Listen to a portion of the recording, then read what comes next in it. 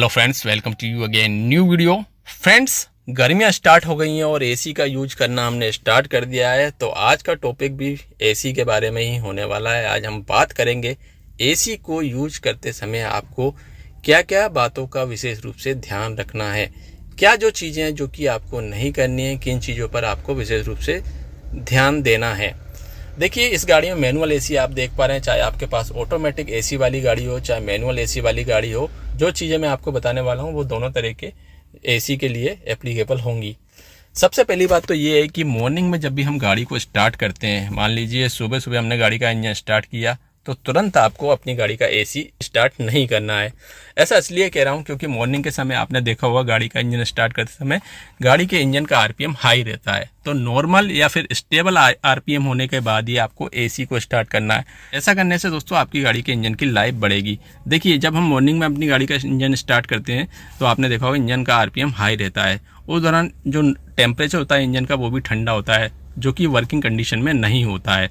तो जब आप अपनी गाड़ी का इंजन स्टार्ट करके तुरंत एसी स्टार्ट करेंगे तो इंजन पे एक्स्ट्रा लोड आता है कंप्रेसर का, जिससे गाड़ी के इंजन में वेयर एंड टेयर बढ़ते हैं। उस दौरान गाड़ी के इंजन में प्रॉपर लुब्रिकेट भी नहीं हुआ होता, जो इंजन ऑयल है वो नीचे के हिस्से में आ जाता है, जिसे हमें इंजन ऑयल चैम्बर कहते हैं।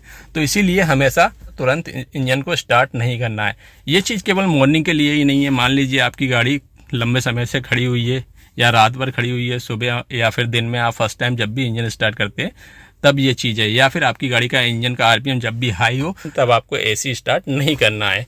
पहली चीज़ तो ये होगी। दूसरी चीज़, जब हम एसी को यूज करते हैं तो देखा गया है कुछ लोग ये स्लाइडिंग वाला जो स्विच देख रहे हैं फ्रेश एयर का, यहाँ पर आप देख पा रहे होंगे, यहाँ पर केबिन की हवा ब्लोअर लेगा और यहाँ अगर आप देखेंगे तो बाहर से हवा लेगा। तो इस पर ध्यान नहीं देते। या फिर कुछ गाड़ियों में इलेक्ट्रिक स्विच आ गया इस तरह का दबाने वाला, तो इस पर भी ध्यान नहीं देते। मतलब कहने का ये है कि केबिन की तरफ ना रखते हुए बाहर की तरफ रखते हैं। अगर आप बाहर की तरफ रखेंगे तो बाहर की गर्म हवा ब्लोअर लेगा, यानी पंखा लेगा, जिससे कूलिंग प्रॉपर नहीं होगी और आप सोचेंगे कि कूलिंग क्यों नहीं करा। तो इस बात पे भी आपको ध्यान रखना है, इसको आपको हमेशा इस तरफ रखना है। अगर आपकी गाड़ी में इस तरह का दबाने वाला स्विच दिया गया है, इलेक्ट्रिक स्विच दिया गया है, तो उसको हमेशा केबिन की तरफ ही रखना है। अब यहाँ पर एक चीज़ और है, जैसे कि हम जब टेम्परेचर कम करने की सोचते हैं, मान लीजिए गाड़ी का केबिन ठंडा हो गया, तो हम करते क्या है, ब्लोअर की स्पीड कम कर देते हैं। मान लीजिए 4 पे स्पीड चल रही है तो हम 3 पे कर देंगे, 2 पे कर देंगे।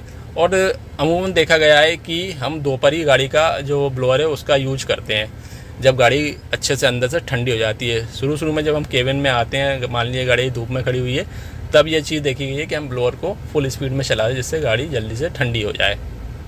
तो ठीक है, यहाँ पर हमने 2 पे कर लिया, मीडियम पे कर लिया, वो बात ठीक है, लेकिन हम टेम्परेचर को कंट्रोल कभी करते ही नहीं है। जबकि ऑटोमेटिक एसी में हम टेम्परेचर को कम करते हैं, ब्लोअर की स्पीड तो हम कम पर ही रखते हैं, क्योंकि बाद में हम मीडियम कर देते हैं।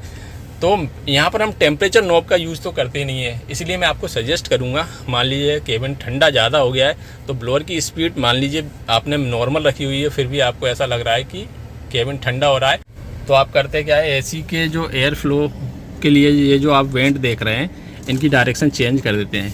जबकि आपको करना ये चाहिए कि टेम्परेचर कम करना चाहिए। अब यहाँ टेम्परेचर कम करने से क्या फ़ायदे हैं वो मैं आपको बताता हूँ। ये जो नॉब देख रहे हैं इससे आप टेम्परेचर को कंट्रोल कर सकते हैं। पहले मैं ब्लोअर को बंद कर देता हूँ।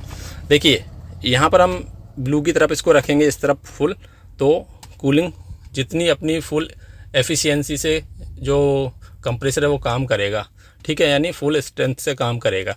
जैसे ही जैसे हम इसको ऊपर लाते जाएंगे वैसे वैसे कंप्रेसर चालू बंद होगा, क्योंकि एक समय के बाद कंप्रेसर बंद हो जाता है कूलिंग प्रॉपर होने के बाद, फिर थोड़ी देर बाद चालू होता है। तो ये जो चीज़ें कंटिन्यू होती रहती है। तो जैसे ही हमको लगे कि सर्दी लग रही है, केबिन में टेम्परेचर ठीक हो गया है, तो हम इसको थोड़ा सा ऊपर कर देंगे। यानी एयर फ्लो डायरेक्शन को चेंज करने से अच्छा है या ब्लोअर की स्पीड कम करने से अच्छा है हमको जो टेम्परेचर है इसको कम कर देना है। ज़्यादातर लोग इस चीज़ पे ध्यान ही नहीं रखते।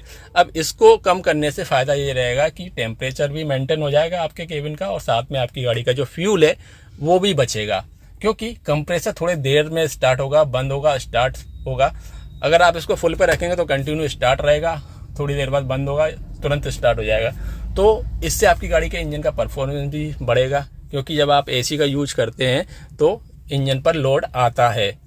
तो इसीलिए मैं कह रहा हूँ कि केबिन का टेम्परेचर मेंटेन करने के लिए आप टेम्परेचर नॉब का यूज कीजिए, जिससे आपकी गाड़ी का इंजन का परफॉर्मेंस के साथ साथ माइलेज भी आपको अच्छा मिलेगा। तो ये कुछ चीज़ें जो कि आपको विशेष रूप से ध्यान रखनी है मैनुअल एसी में। अगर आपके पास ऑटोमेटिक एसी वाली गाड़ी है तो आप टेम्परेचर से इस चीज़ को कंट्रोल कर सकते हैं। तो ये जानकारी थी एसी के बारे में। आपको ये जानकारी कैसी लगी कमेंट में ज़रूर बताइएगा। आपको ये वीडियो अगर पसंद आया हो तो वीडियो को लाइक कीजिएगा, साथ में इस वीडियो को शेयर करना ना भूलिएगा। मिलते हैं एक और नई वीडियो के साथ। Thank you.